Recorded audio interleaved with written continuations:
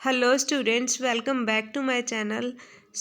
आज की इस वीडियो से हम न्यू सीरीज स्टार्ट करेंगे जिसके अंदर मैं आपको इनकम टैक्स एक्ट के सारे लेक्चर्स प्रोवाइड कराऊंगी फॉर 6 सेमेस्टर। आज की इस वीडियो से हम स्टार्ट करेंगे our first chapter, that is income tax authorities, and ये है आपका chapter number 22। First of all, income tax authorities chapter start करने से पहले आपको ये पता होना चाहिए कि what is income tax authorities. Meaning of income tax authorities is the government of India has constituted a number of authorities to execute the Income Tax Act and to control the income tax department efficiency. That means कि government of India है उसने कुछ persons को appoint किया है as income tax authorities, जो कि आपके इनकम टैक्स एक्ट को एग्जीक्यूट करते हैं और कंट्रोल करते हैं इनकम टैक्स डिपार्टमेंट की एफिशिएंसी को। वो सारे पर्सन्स जो कि आपके इनकम टैक्स एक्ट को चला रहे हैं उन सभी को हम बोलेंगे इनकम टैक्स अथॉरिटीज़, एंड जो कि आपकी गवर्नमेंट ऑफ इंडिया है वो उन्हें अपॉइंट करती है, उन पर्सन्स को गवर्नमेंट ऑफ इंडिया अपॉइंट करती है। सबसे पहले इसके अंदर आपके पास आता है सेक्शन नंबर 116। इसके अंदर डिफरेंट काइंड ऑफ अथॉरिटीज़ आती हैं, like the central board of direct tax, जिन्हें हम बोलते हैं CBDT, director general of income tax, additional directors of income tax, joint director of income tax, deputy directors of income tax officers and many more. तो जितनी भी हमारी income tax की authorities आती हैं वो सारी की सारी हमारी आती है अंडर सेक्शन 116।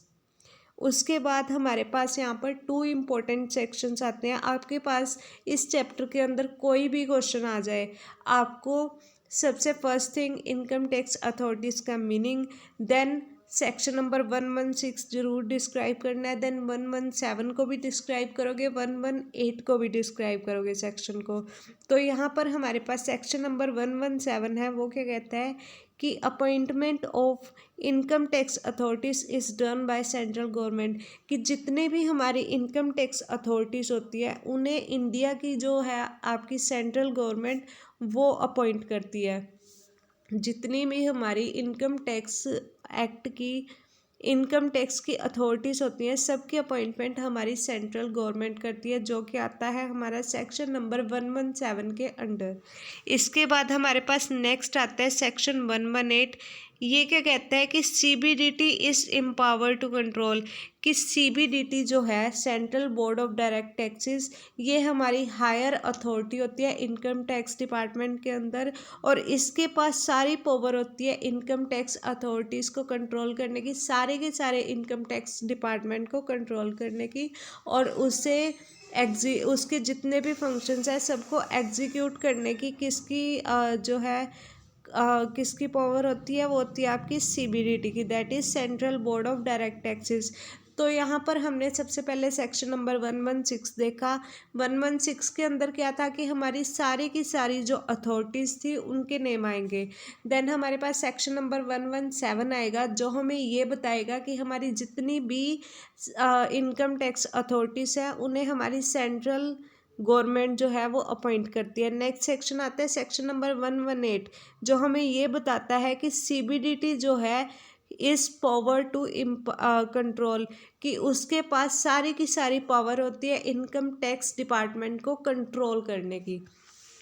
इसके बाद हमारे पास जितने भी हमारे अथॉरिटीज़ आएंगी उनकी आगे पावर्स हमें यहाँ पर गिवन है।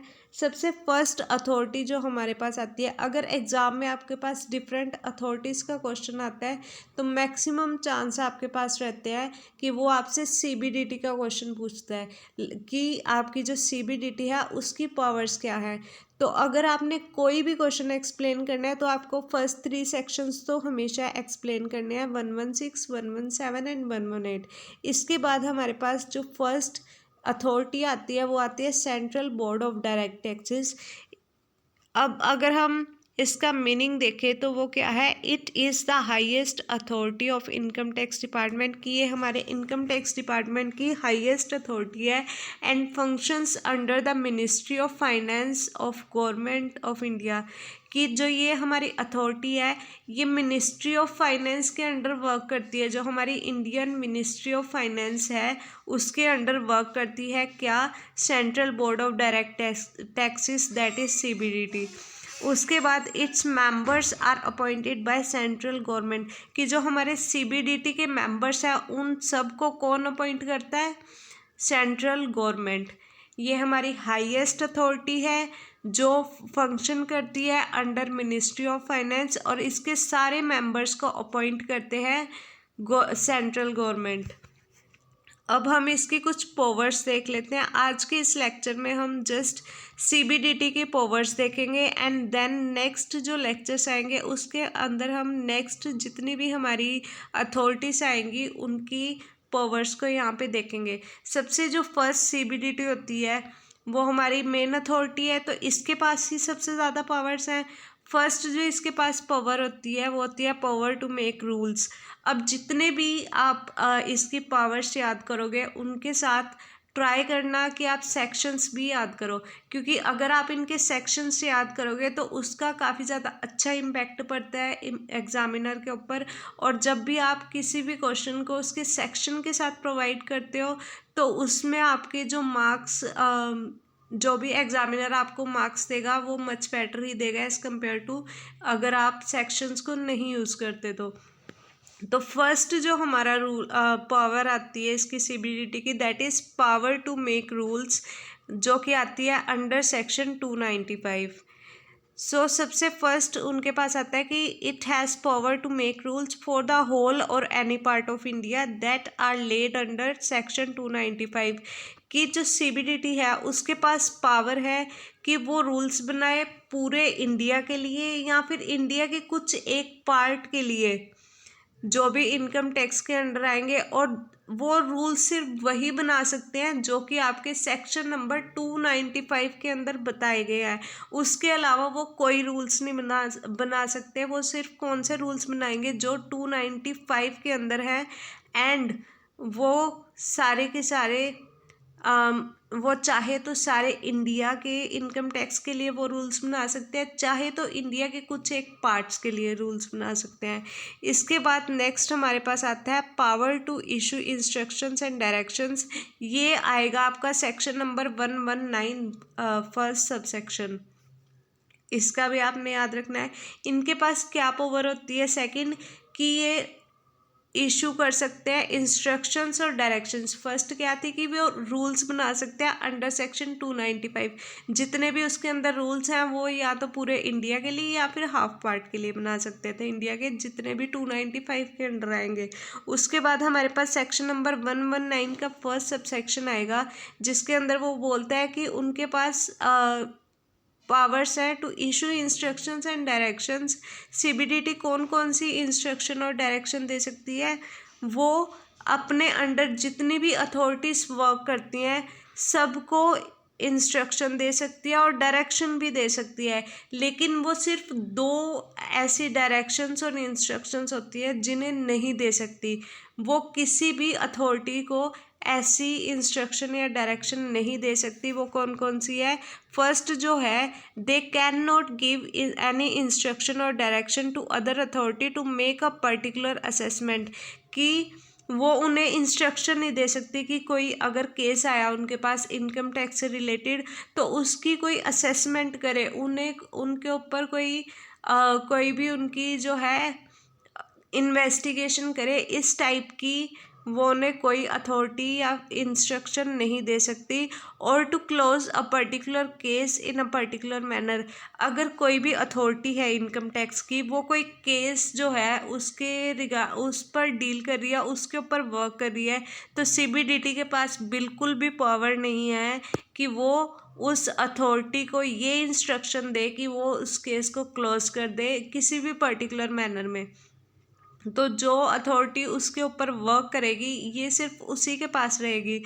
और हमारी सीबीडीटी जो है इसके पास बिल्कुल भी ऐसी पावर नहीं है कि वो उन्हें इंस्ट्रक्शंस या फिर डायरेक्शन दे सके कि वो पर्टिकुलर अथॉरिटी की असेसमेंट, पर्टिकुलर केस की असेसमेंट करे या फिर पर्टिकुलर केस को बंद कर दे या फिर किसी भी टाइप की इस टाइप की जो है इंस्ट्रक्शन नहीं दे सकती वो। सेकंड जो इंस्ट्रक्शन वो नहीं दे सकती वो क्या होती है कि जो कि that interferes with the freedom of commissioner in exercise of appellate function. तो जो हमारे पास कमिश्नर है उसके पास पूरी की पूरी फ्रीडम होती है कि वो एपिलेट फंक्शन कर सके। अब यहाँ पे एपिलेट फंक्शन का मीनिंग है to change a legal decision, कि जो कमिश्नर है वो किसी एक डिसीजन को, लाइक कोई केस था उसके ऊपर जो डिसीजन था उसे रिवर्स कर सकता है, उसे बिल्कुल चेंज कर सकता है लीगल डिसीजन को। तो सीबीडीटी के पास ऐसी कोई पावर नहीं है कि वो जब कमिश्नर उस डिसीज़न को चेंज कर रहा है तो उसके अंदर वो इंटरफेयर करे। सीबीडीटी बिल्कुल भी इंटरफेयर नहीं करेगी और ना ही उसके रिगार्डिंग कोई इंस्ट्रक्शन या फिर डायरेक्शन दे सकती है जब भी कमिश्नर कोई एपिलेट फंक्शन कर रहा होगा। सो एपिलेट फंक्शन आपका यहाँ पे क्या है, जिसके अंदर आप किसी भी लीगल डिसीजन को रिवर्स कर देते हो या फिर चेंज कर देते हो। कोई केस चल रहा था उसके अंदर जो भी आपका डिसीजन आया जब भी कमिश्नर ने उसे चेंज कर दिया तो उसे हम बोलेंगे एपिलेट फंक्शन। सो ये दो चीज़ें थी जिन्हें वो नहीं कर सकती। इसके अलावा सीबीडीटी को अथॉरिटी होती है, सीबीडीटी को पावर होती है कि वो किसी भी अथॉरिटी को जो भी उनके अंडर वर्क कर रही है उन्हें डायरेक्शंस दे सकती है, इंस्ट्रक्शंस दे सकती है। बस वो दो इंस्ट्रक्शन नहीं दे सकती, एक तो कमिश्नर की जो फ्रीडम है उसके अंदर जो है इंटरफेयर नहीं कर सकती, और सेकंड जो है कि अगर कोई भी अथॉरिटी है वो किसी केस के ऊपर वर्क कर रही है उसके रिगार्डिंग वो दे नहीं सकती कोई भी इंस्ट्रक्शंस। इसके बाद हमारे पास थर्ड पावर आती है, power to authorize income tax authority to admit applications. ये आती है आपकी सेक्शन नंबर 119 सब सेक्शन 2 के अंदर। इसके अंदर क्या होता है कि जो इनकम टैक्स अथॉरिटीज़ होती हैं वो सीबीडीटी के पास पावर होती है कि वो इनकम टैक्स अथॉरिटी को जो है इनकम टैक्स जितनी भी उसके अंडर अथॉरिटीज़ वर्क कर रही है उन्हें अथॉरिटी ये दे कि वो जो एप्लीकेशंस है असेसी से उन्हें ले ले। कौन कौन सी एप्लीकेशंस होंगी यहाँ पे, exemption of tax, deduction of tax, refund of tax और any kind of relief of tax. मतलब टैक्स से रिलेटेड जितनी भी एप्लीकेशन असेसी जमा कराना चाहता है, एडमिट कराना चाहता है इनकम टैक्स डिपार्टमेंट के अंदर, सीबीडीटी अपने अंडर वर्क कर रही सारी जो भी अथॉरिटीज़ है उन्हें ये पावर देगी, उन्हें ये अथॉरिटी देगी कि आप उन सारी एप्लीकेशंस को एक्सेप्ट कर लो, उन्हें एडमिट कर लो। इसके बाद नेक्स्ट पावर आएगी power to appoint, that is section 117 subsection 2, कि यहाँ पर सीबीडीटी को पावर भी होती है कुछ मेंबर्स को अपॉइंट करने की। अब सीबीडीटी जो है उसके पास पावर होती है कि वो सिर्फ और सिर्फ जो आपका असिस्टेंट कमिश्नर है और डिप्टी कमिश्नर है उसके अंडर के जो रैंक आते हैं उन्हें, उसके बिलो जो रैंक आते हैं उन्हीं को अपॉइंट कर सकती है। सीबीडीटी किन्हें अपॉइंट कर सकती है, असिस्टेंट कमिश्नर या फिर डिप्टी कमिश्नर, उनके भी जो बिलो रैंक्स आते हैं उन्हीं को अपॉइंट कर सकती है, उनसे अबव वाले रैंक्स को वो अपॉइंट नहीं कर सकती। नेक्स्ट हमारे पास आता है power to authorization. Authorization means किसी बंदे को अथॉरिटी देना, अगर उनके पास पावर है काम करने की तो ये पावर उन्हें आगे देना, मतलब किसी नेक्स्ट पर्सन को पावर देना कि हाँ मेरे बिहाफ पर आप काम कर लो। तो यहाँ पर वो किसे पावर देता है, ये सबसे पहली बात तो ये आता है सेक्शन नंबर 117 सब सेक्शन 3। जो आपकी सीबीडीटी है वो ऑथराइज कर सकती है इनकम टैक्स अथॉरिटी को टू अपॉइंट, जितनी भी आपकी इनकम टैक्स अथॉरिटी सीबीडीटी के अंदर वर्क करती है ना उन्हें क्या अथॉरिटी दे सकता है कि आप अपने ही डिपार्टमेंट के अंदर एग्जीक्यूटिव या मिनिस्ट्रियल स्टाफ जो है उन्हें अपॉइंट कर लो, जो कि हेल्प करेंगे उनके फंक्शंस को एग्जीक्यूट करने के। मतलब जितनी भी अथॉरिटीज़ होंगी उन्हें एग्जीक्यूटिव या फिर मिनिस्ट्रियल, मतलब मिनिस्ट्रियल स्टाफ, मतलब जो कि उनके फंक्शंस को एग्जीक्यूट, फंक्शंस को प्रॉपरली रन करने में हेल्प कराएंगे, उस काइंड के स्टाफ को वो यहाँ पर अपॉइंट कर सकते हैं। ये अथॉरिटी कौन देता है? ये अथॉरिटी देती है सीबीडीटी अपने अंडर वर्क करने वाली सारी अथॉरिटीज़ को। इसके बाद नेक्स्ट अथॉरिटी आती है यहाँ पर, नेक्स्ट पावर आती है सीबीडीटी की, authorize authority for search and seizure. अब यहाँ पे सर्च एंड सीजर क्या होता है? जब भी कोई केस आता है उसकी इन्वेस्टिगेशन से लेकर उसके फाइनल रिजल्ट तक जितना भी प्रोसेस चलता है उसे बोलते हैं सर्च एंड सीजर। मतलब लाइक कोई केस, क्रिमिनल केस आया किसी भी क्राइम से रिलेटेड, तो जब भी क्राइम से रिलेटेड वो केस आएगा तो स्टार्ट क्या होगी? उसकी इन्वेस्टिगेशन स्टार्ट होगी। लाइक वो सर्च करना स्टार्ट करेंगे क्राइम कहाँ पर हुआ, कैसे हुआ, लाइक दैट। उसके रिगार्डिंग वो सारी की सारी इन्वेस्टिगेशन करेंगे और एंड में जो भी क्रिमिनल, जो भी विक्टिम होगा उसे पनिश करेंगे। तो ये स्टार्टिंग से लेकर पनिशमेंट तक का जितना भी हमारा प्रोसीजर होता है उसे बोलते हैं सर्च एंड सीजर। तो यहाँ पर जो हमारे पास सीबीडीटी होती है वो अथॉरिटी देती है अपने अंडर वाले जो अथॉरिटीज़ होंगी उन्हें पावर देती है सर्च एंड सीजर करने की। किन्हें देती है वो हम यहाँ पे पढ़ेंगे। सबसे फर्स्ट थिंग तो ये आता है आपका सेक्शन नंबर 132 के अंदर, बोर्ड में authorize any additional director, additional commissioner, joint director और जॉइंट कमिश्नर। वो सिर्फ फोर काइंड ऑफ आपके अथॉरिटीज़ है, that are additional director, additional commissioner, joint director और joint commissioner.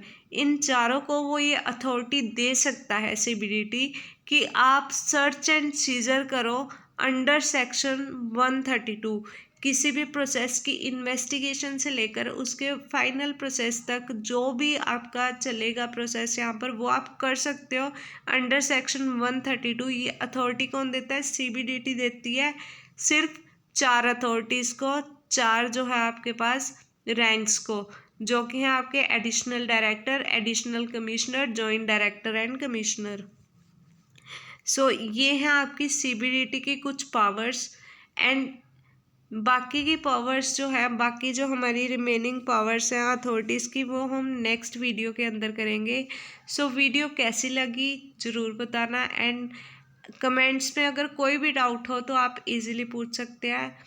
And thank you so much, have a great day ahead.